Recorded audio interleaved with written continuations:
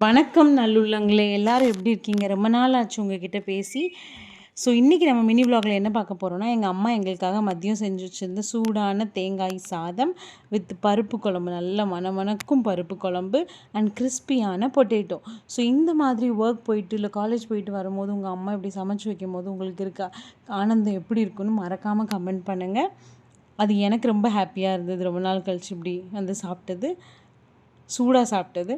அதுக்கப்புறம் as usual நம்ம evening snacks என்ன பண்ணலான்னு டிசைட் பண்ணி, இன்றைக்கி வந்து நெய் கடலைங்கிற ஒரு புது ரெசிபி தான் எங்கள் அம்மா எங்களுக்கு செஞ்சு கொடுத்தாங்க. ரொம்ப டேஸ்ட்டாக இருந்தது. அது கூட ஒரு சூடான ஏலக்காய் டீ போட்டு குடிச்சிருந்தோம் மழைக்கு எதமாக. இன்றைக்கி என்னன்னு தெரியல, திடீர்னு சென்னையில் ஒரே மழை.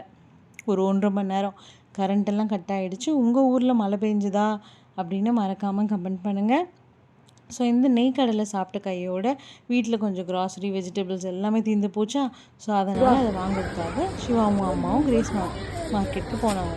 வந்த கையோட சாம்பாரும் தோசையும் சாப்பிட்டு எங்கள் அம்மா அவங்களோட விரதத்தை முடிக்க, அதுக்கப்புறம் நாங்கள் கிச்சனை ஆஸ் யூஷுவல் நல்லபடியாக க்ளீன் பண்ணிவிட்டு, இன்றைக்கி நான் இங்கே தான் ஸ்டே பண்ண போகிறேன். ஸோ, அதனால் ரொம்ப நாளைக்கு அப்புறம் இங்கே தான் ஸ்டே பண்ண போகிறேன். ஸோ, அதிரன் வந்து நல்லா ஜாலியாக படுத்திருக்கான்.